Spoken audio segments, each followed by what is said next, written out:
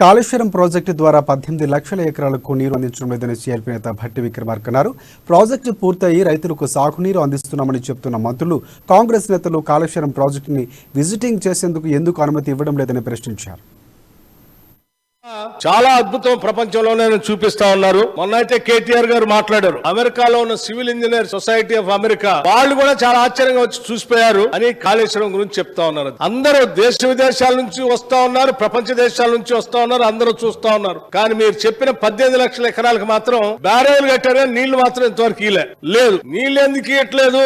నీళ్లతో పాటు ఇది అద్భుతం, ప్రపంచ అద్భుతం అని చెప్పేటువంటి ఆనకట్టల దగ్గర కట్టినటువంటి పంపులు మునిగిపోయి పోయి చూసొద్దాం అని మేము బయలుదేరితే ప్రపంచం నుంచి వచ్చే వాళ్ళందరూ చూడేస్తారు. చివరి డిస్కవరీ ఛానల్ వాళ్ళు కూడా రాణిస్తారు. సార్, ఈ సభలో ఈ రాష్ట్రంలో ఉన్నటువంటి వాళ్ళం మేము స్టేక్ హోల్డర్స్ మేము పోయి చూస్తా ఉంటే స్లీపింగ్ రిమార్క్స్ చేసేటువంటి ప్రయత్నం చేస్తా ఉన్నారు. వారు వెళ్లి చూస్తామంటే అధ్యక్ష రేపు వస్తారా? రేపంటే సభ ఉంది, ఎల్లుండి వెళ్తారా? డేట్ చెప్పానండి. మా ఈఎన్సీ గారే దగ్గరుండి తీసుకుపోయి అన్ని వారికి భట్టి విక్రమార్క గారికి చూపిస్తాం, భోజనం కూడా పెడతాం కడుపు నిండా. సో అయితే అధ్యక్ష, ఆ రోజు వాళ్ళు వెళ్ళినప్పుడు ఆ రోజు ఏమైందంటే ఫ్లడ్స్ వచ్చి అదే విధంగా రిపేర్ వర్క్స్ అన్ని కూడా జరుగుతా ఉన్నాయి. వీళ్ళ కథ ఎట్లా ఉంటదంటే అధ్యక్ష, కాళేశ్వరం ప్రాజెక్ట్ లో దురదృష్టవశాత్తు ఆ రోజు గోదావరి నది చరిత్రలో ఎప్పుడూ లేనంత వరద వచ్చింది.